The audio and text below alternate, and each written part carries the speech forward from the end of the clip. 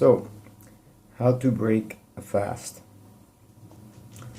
That's the topic I want to talk about today, folks. People start doing these deep cleanses of 2, 3, 4 weeks or more fasting, and talking about absolutely no food. Could be dry fasting, dry. Could be with water. Could be with fruit juice or green juices, which they don't have much power. If somebody's really toxic and can't handle the fruit juices, we would probably put them on a green juice fast to help neutralize some of the acids before moving into a nice deep fruit cleansing type of juice. So what are the biggest mistakes people make when they come off these fasts, these long fasts? Overeat, number one. And number two, they go crave and eat all the wrong foods.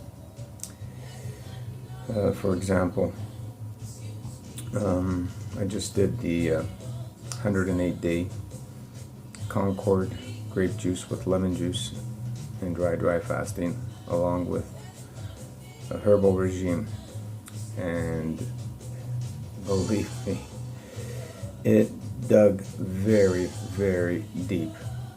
I had intense kidney pains for a few weeks throughout that 3.5 months, and I just put my head down and kept going because I understand what's happening. I've experienced these things before.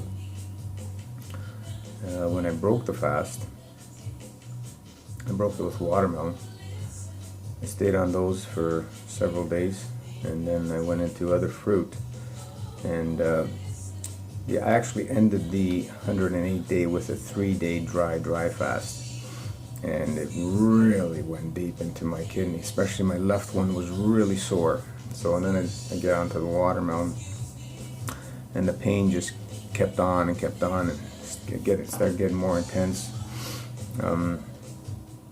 The reason I broke it at 108 days was I have to prepare to go to Italy soon, so I wanted to have enough time to build up my strength properly, and because otherwise I was going to go longer. But, originally my plan was 40 days. Then it was 90, and I says, okay, I'll do 108. That should be enough time to break the fast and be ready for Italy in September.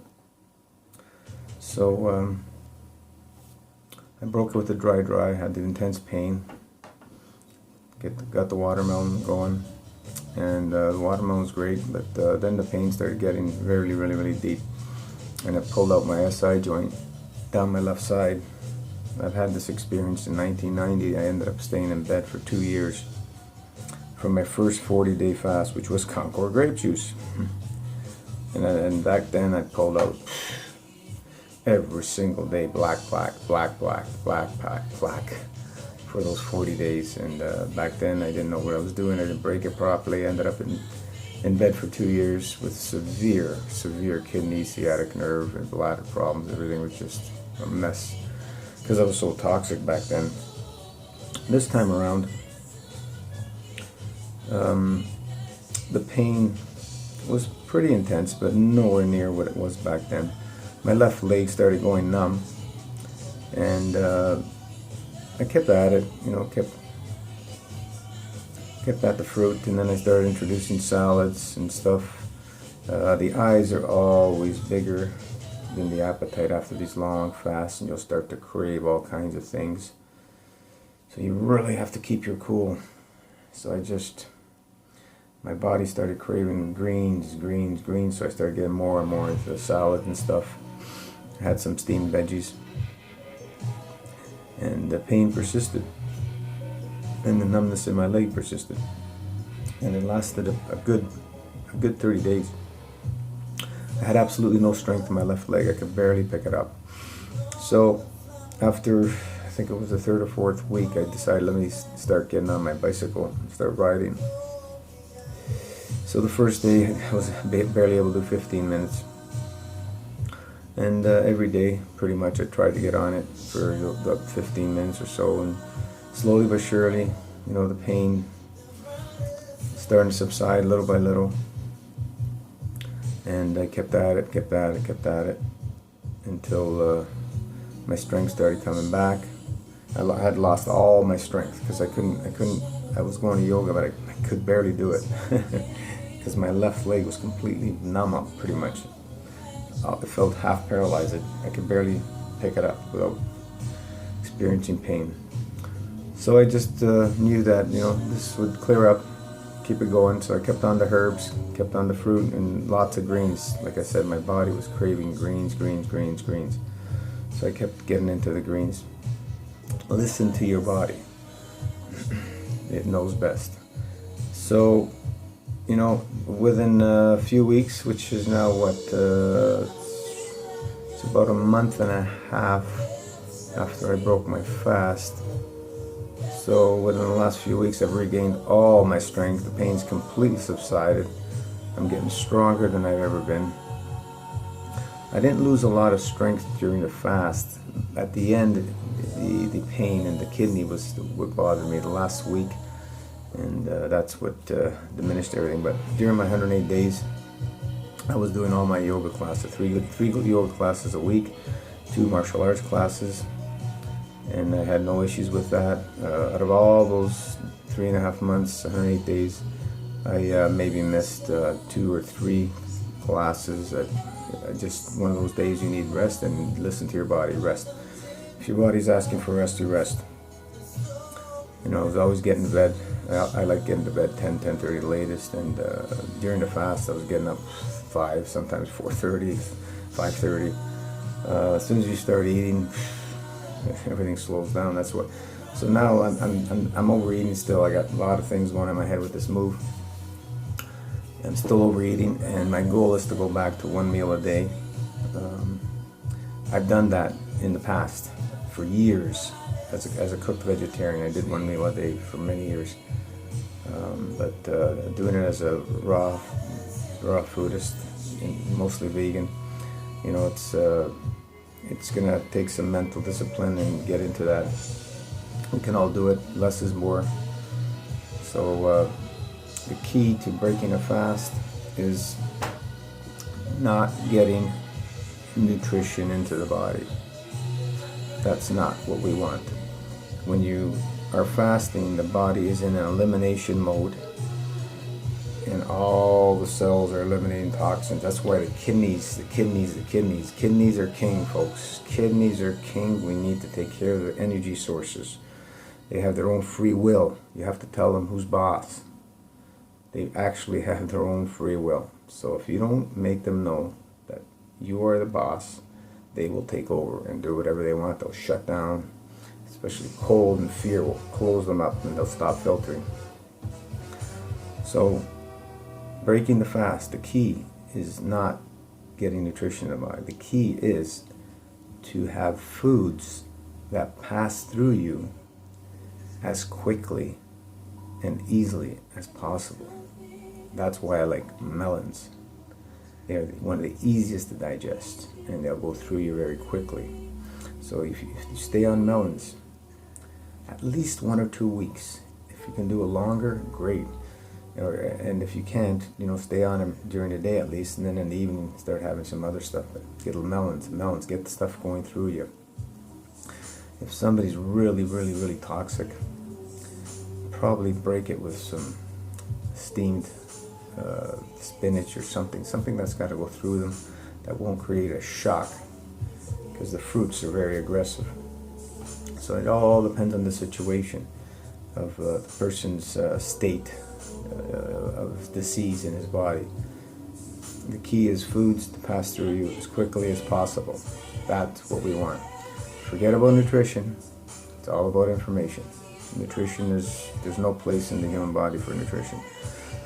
There's no place in the human body to drink water. Water dehydrates. I've mentioned that many times. It actually dehydrates you if you drink water. Stresses out your kidneys, turns them off, and they stop filtering. So get your water from water-rich fruits, number one, and veggies. Those are the two keys. So once you break in a fast, get the melons going through you, your bowels starting to work, your digestive start to come back. It takes 1 to 3 weeks, depending how long your fast is, to start the digestion to start working properly, even longer. And slowly but surely everything starts waking up, coming back, your weight starts coming back slowly, and everything starts to work. And that's where the real healing takes place, is when you break the fast, not during the fast. During the fast is going in, digging out all the garbage. And then the breaking the fast is a completion. Starting to continue to eliminate all the loosened stuff from the fast and start building. So we want to get the proper materials with the proper information to get the build proper and structured as blueprint from our divine source. So these are things that we need to be consistent, persistent, in order for the body to be able to get full, what's the word I'm looking for? Appreciation from these long fasts. Anybody can do these. The Concord lemon dry fast, I put everybody on it. If somebody's in real trouble, they don't have much time, 40, 50 days, 60 days, they need to get on, start clean that GI tract. So the key, folks, be very, very careful breaking the fast. I see so many people doing it wrong, get in trouble, and you can hurt yourself, you can kill yourself if you don't know what you're doing. Break the fast properly. Best is to have a coach to guide you so you know what's going on, all the different sensations that are going on during the fast. You know, it changes very rapidly. Within the hours or days, the way you feel can change in a fast, and breaking the fast as well. And when you break the fast, you start eating, you're going to go, why did I eat? It's a weird feeling when you start eating. Your body's going, what are you doing? Because you feel so great on these long Concord lemon dry fasts. They just really open up your energy fields, and they dig really, really deep. And you can go to work, do your regular routines, and you might miss a few days here and there because you might have a couple of days that you don't feel great. But you know, it's cheap payback. You know, how many years did it take you to destroy the body? A few years, cheap payback. So pay attention when you're fasting, pay attention, especially when you break the fast. Breaking the fast is the key to a successful fast. Get somebody with some experience. I started fasting in 1990, and I did it pretty regularly for most of these past 25 years. There was a couple of years when I was doing that high fat, my mindset wasn't there for the fasting. I did very little. But other than that, all those other years, I've always maintained fasting. And I used to be regularly fasting every season change. That was my routine. Now, you know, for a while I've been doing the dry fasting. That's part of my life, daily, weekly, monthly, season change. And I keep going that route because it works. It works, folks. I've regained 3/4 of an inch in my height, and that can only be done through hydration. Acidification and dehydration go hand in hand. Drink water, you end up there. Get rid of your water, pure water I'm talking about, you know, doesn't matter what kind. Start drinking water with the correct information. Water-rich fruits, water-rich veggies, and you will see a change with dry fasting. Sponge, squeeze the sponge out in the dry fast, bring the fresh, correct information water back in. Squeeze, bring it back in. Squeeze, bring it back. This is what we're doing with dry fasting. So every single cell keeps getting washed, and all the crap comes out, all the good information comes in. The structured information from the fruit and veggies is key for hydration. You're not going to get it from water. Give water up. When you make herbal teas, yeah, you're going to use water, but what happens? The water absorbs and changes into the correct information from the plants. It's not plain water anymore. So that's the only way you're going to be using water, or to wash your fruits and veggies or whatever.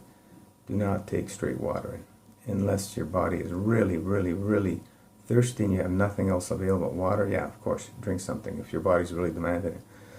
But in general, and I have not actually drank any water in over a year now, like very, very minimal. Few liters in that time at the most. I'll use it to make my teas. So keep your mental goals very sharp when you're doing the fast, and even sharper when you're breaking the fast. It's very, very easy to go off track. So I highly recommend you have somebody to guide you and keep you focused, so you know what you're doing and you know what to expect. Because everything and anything can go during these fasts and breaking the fast.